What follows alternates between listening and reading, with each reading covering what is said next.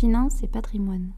Bienvenue sur Finance et patrimoine, le rendez-vous des coulisses de la finance. Je suis Olivier Scrooge, cofondateur de Scrooge Finance, la plateforme des experts de la finance, de la fiscalité et du patrimoine. Je reçois via ce réseau des talents qui partagent leurs secrets et leurs meilleures méthodes pour doper vos résultats. Que tu sois débutant ou expert, abonne-toi. Ce podcast va devenir ton meilleur allié. Finance et patrimoine. Bonjour à tous et bienvenue sur le podcast Finance et patrimoine, les secrets backstage. Aujourd'hui, nous allons parler d'un métier particulier, le métier d'inspecteur pour une compagnie d'assurance. Et j'ai le plaisir d'accueillir Aude Blas, qui est inspectrice pour la compagnie Abeille Assurance. Bonjour Aude. Bonjour Olivier. Donc plein de questions sur ce métier, mais d'abord pour mieux te connaître, est-ce que tu peux nous parler de ton parcours personnel ? Avec plaisir, merci de me recevoir Olivier. Alors, mon parcours personnel, j'ai 46 ans, je suis inspectrice chez Abeille Assurance depuis 12 ans et j'ai un parcours un peu classique puisque j'ai commencé à la banque, 15 ans à la banque chez BNP Paribas.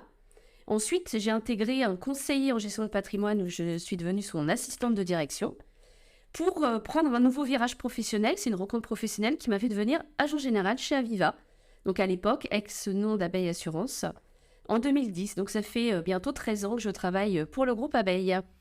D'accord, merci beaucoup. Alors le terme inspecteur, ça fait un petit peu peur comme ça au premier abord, mais en quoi consiste ce métier dans une compagnie d'assurance ? Effectivement, ça fait peur et quand on me présente en qualité d'inspecteur, en général, on se tient en garde à vous. En réalité, le métier d'inspecteur, c'est principalement un métier de contact, un métier d'accompagnement, de rencontre, d'échange. On est à l'appui des conseillers en gestion de patrimoine, des CGP, donc des courtiers, des agents généraux. On les accompagne dans leur quotidien, on les aide administrativement, on les aide sur les sujets fiscalité, sur les process de souscription. On est un petit peu le couteau suisse de la compagnie. Et voilà, c'est vraiment un accompagnement en réalité, notre métier. D'accord. Et donc tu es amené à tu es amené à sélectionner, à recruter en fait des CGP que tu vas ensuite accompagner, ou est-ce que c'est d'autres personnes dans la compagnie qui le font ? Alors, je suis amenée à consulter, à recruter des nouveaux conseillers en gestion de patrimoine.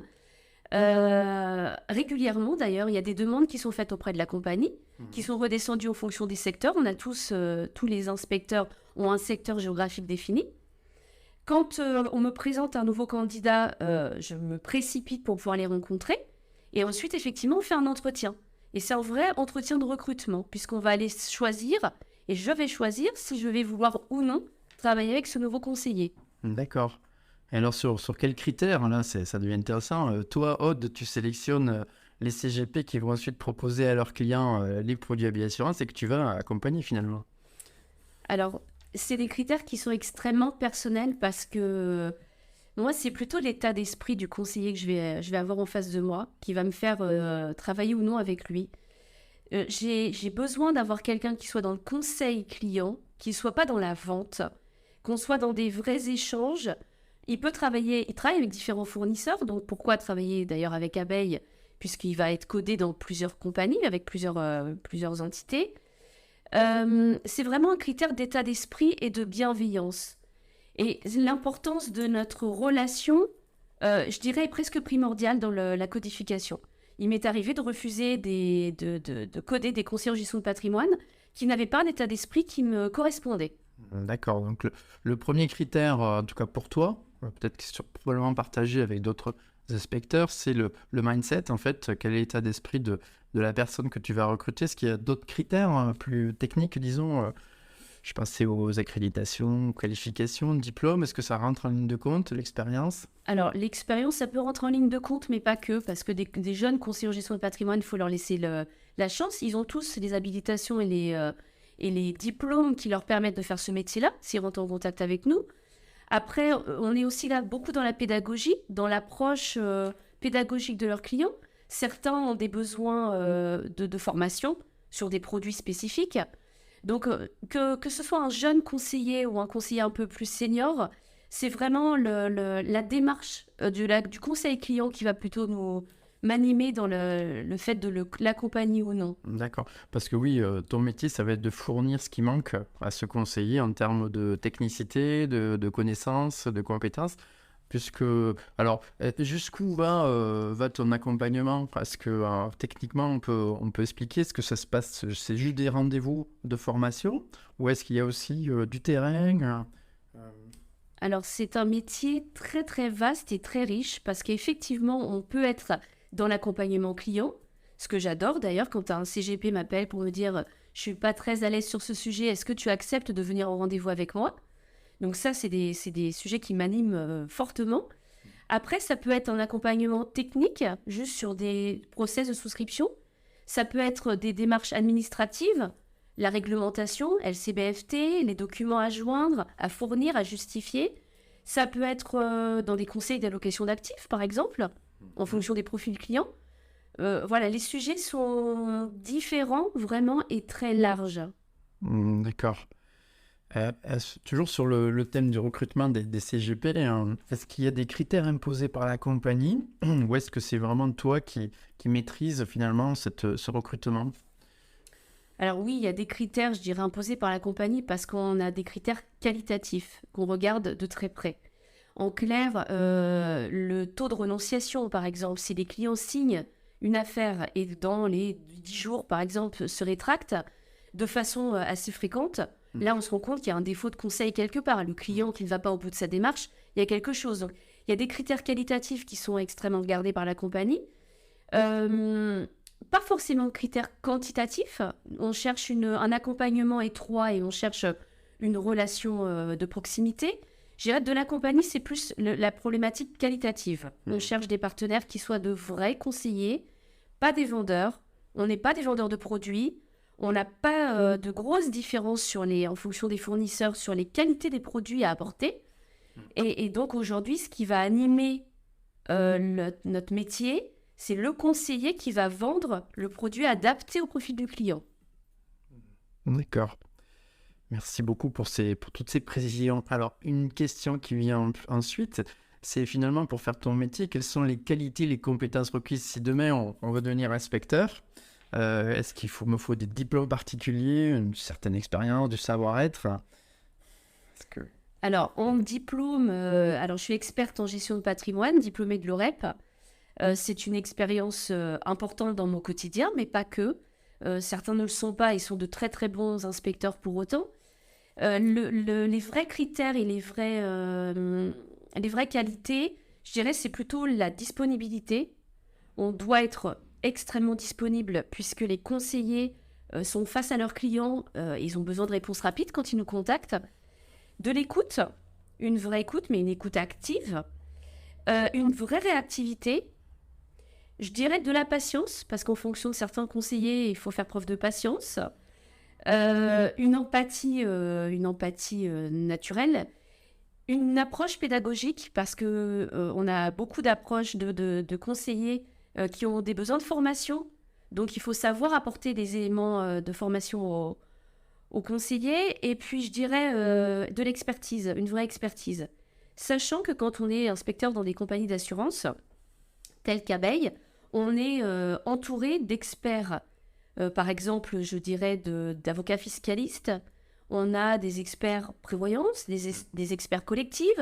Donc, quand on n'a pas les réponses aux questions, il est facile pour nous d'aller chercher l'expertise où elle se trouve. D'accord, vous êtes entouré vous-même d'un collège d'experts encore plus experts. Exactement. Encore plus pointus dans certains secteurs. D'accord. Bon, et du coup, pour faire ce métier dont tu parles avec passion, ça se sent dans le ton de ta voix. Quel est ton moteur? Qu'est-ce qui t'anime finalement? Qu'est-ce qui te fait plaisir au quotidien? Alors moi, ce qui m'anime, c'est de pouvoir aider les conseillers au quotidien. En fait, quand je vois dans leur démarche des petites subtilités, parfois il s'agit de subtilités dans leur quotidien ou d'astuces qu'ils n'avaient pas, qu'ils utilisent derrière pour pouvoir faire du business et pour apporter des conseils clients, ça me nourrit. Ça me nourrit de pouvoir les accompagner et de les faire évoluer aussi quelque part, hein, puisque on s'apprend les uns les autres. Et je dirais le business final, puisque recevoir les clients, avoir la satisfaction des clients, les remerciements des clients finaux derrière tout ça, c'est un vrai moteur dans mon quotidien. D'accord. le contact avec le client semble important, mais du coup, tu es en seconde ligne par rapport au CGP, donc c'est la première fonction. Alors pourquoi ne pas redevenir un conseiller en gestion de patrimoine si ce qui t'anime, c'est principalement ce contact client?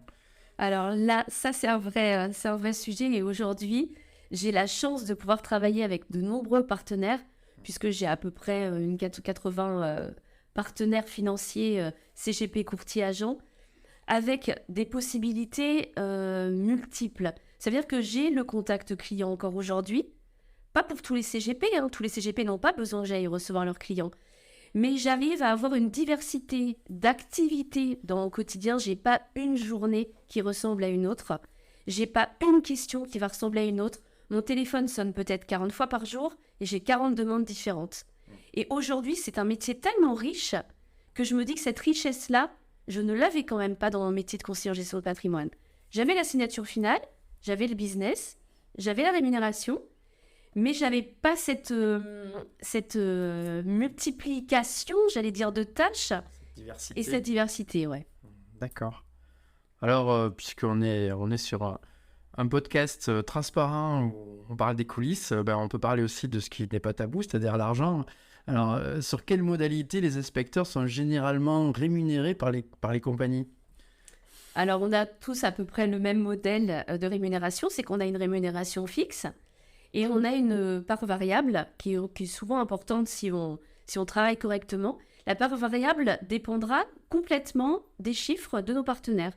Donc, plus l'activité sera importante sur tous les sujets qu'on développe, par exemple chez Abeille Assurance, que ce soit la prévoyance, que ce soit les contrats d'assurance vie, les contrats retraite, les contrats collectifs, tous les sujets qui nous animent aujourd'hui, plus on va travailler ensemble, plus le niveau de rémunération de l'inspecteur sera important. D'accord. Merci beaucoup, Aude. J'arrive au bout de mes questions. Ma curiosité est complètement assouvie sur ce métier. Alors, si vous êtes un professionnel de la finance et du patrimoine, vous avez peut-être d'autres questions que vous voudriez adresser à Aude. Je pense que tu es joignable via LinkedIn. Absolument. Voilà, Aude Blas, donc BLAS. Et puis, je mettrai le lien en commentaire donc dans la description de ce podcast. Merci à tous pour votre écoute. Au revoir, Aude. Au revoir, merci Olivier. Finance et patrimoine. Si vous avez écouté jusqu'ici, c'est que vous avez aimé cet épisode. Alors partagez-le ou laissez-lui 5 étoiles sur Apple Podcast. Ce podcast est rendu possible par Scrooge Finance, la plateforme des experts en solutions financières, fiscales et patrimoniales pour vos projets de vie personnels et professionnels. Que ce soit pour lancer un projet, préparer sa retraite, investir pour l'avenir ou bien simplement faire un bilan pour explorer les possibles, rendez-vous sur www.scrooge.finance. À très bientôt pour un nouveau podcast Finance et patrimoine, les secrets backstage. Finance et patrimoine.